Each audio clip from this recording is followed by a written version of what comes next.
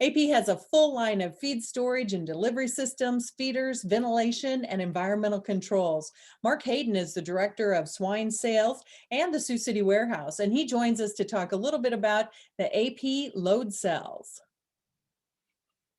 Hello everyone, this is Mark Hayden with AP, and today we'll be discussing what we have to offer for feed monitoring and management systems.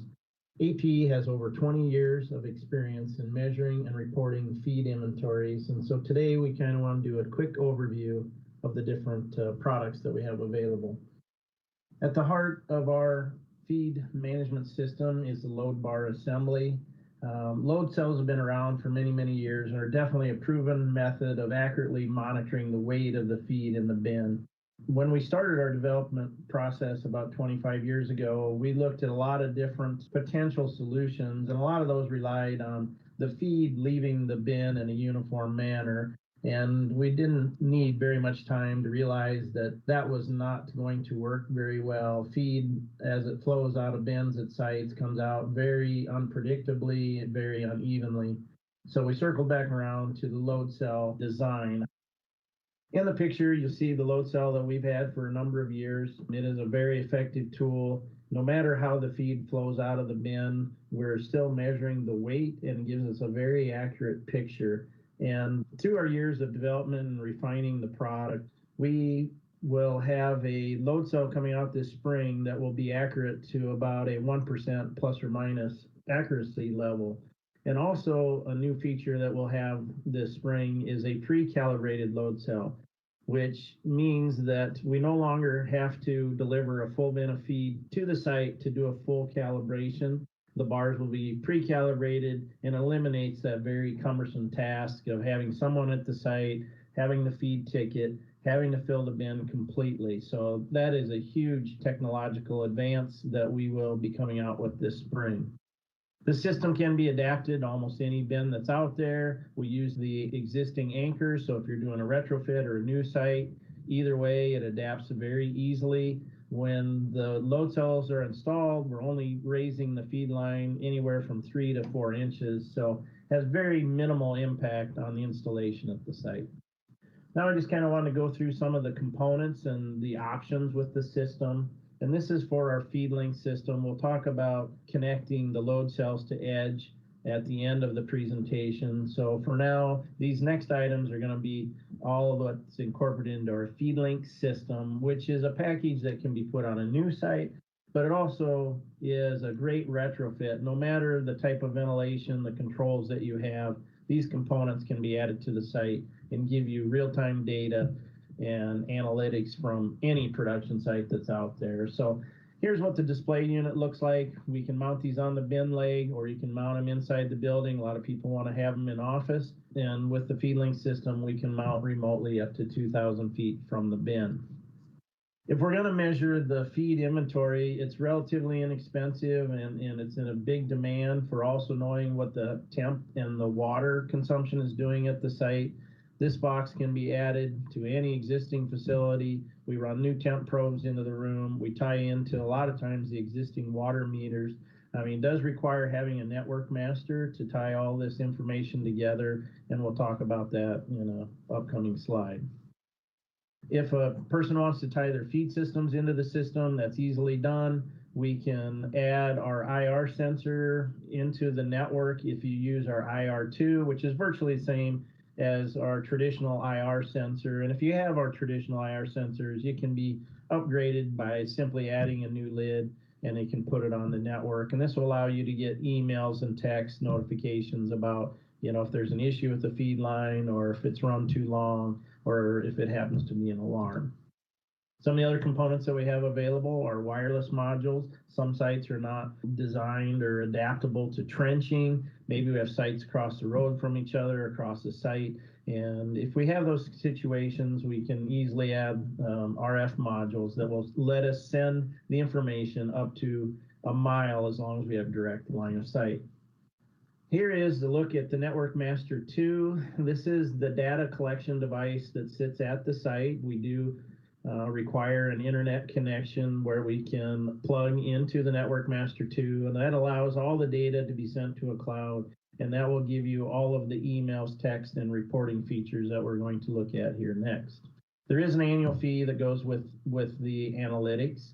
However, it's very affordable, very minimal cost per pig.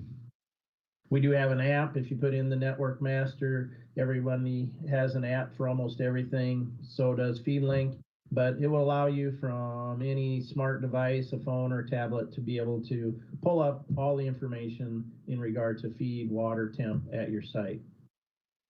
Another option of the system is to have the daily status reports. You can see a quick look here of what a report looks like. This is on a typical double wide finisher. We have the inventory for all the bins, their consumption history. We project the empty date and time of the bins. We're also keeping track of high-low temps, water, and the feed line usage. So in a quick snapshot, you have a really good idea of what's going on at the site.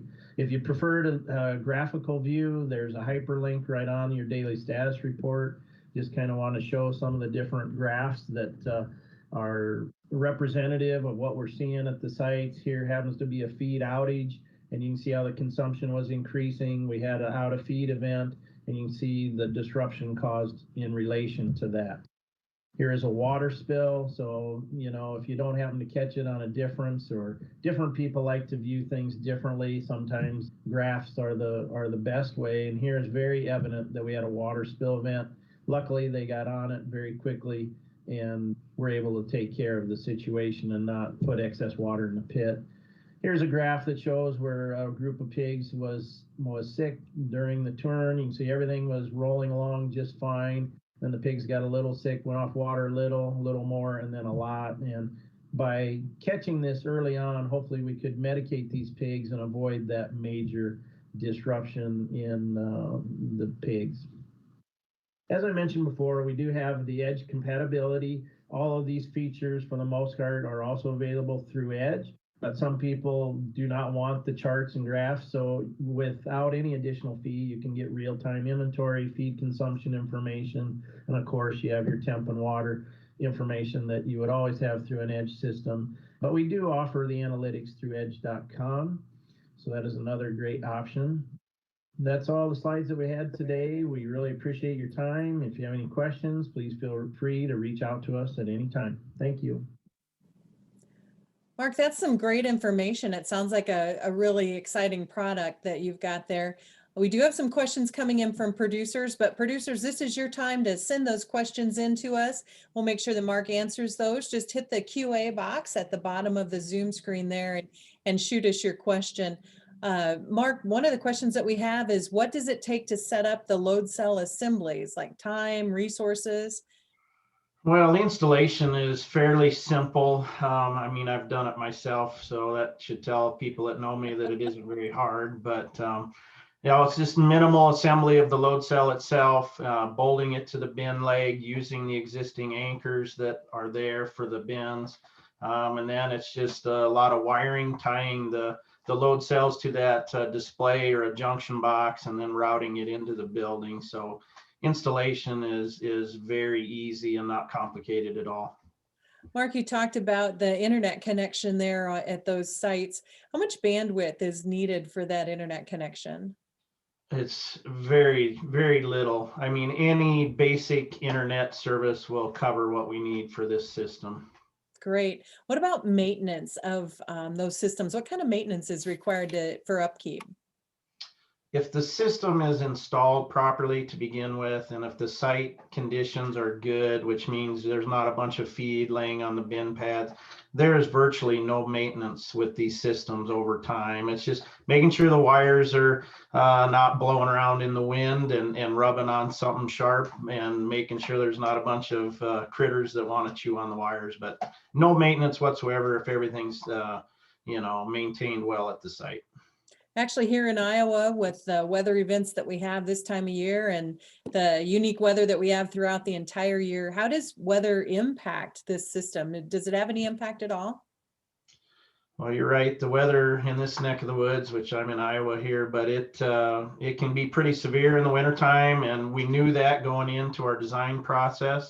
And we actually, through our testing, we froze the bars to like 40 below, and you know, we did all kinds of different testing. So We were well aware of the conditions they were in. We've had the load cells out for just shy of 20 years now, and they've really proven to be almost not affected at all with the weather conditions.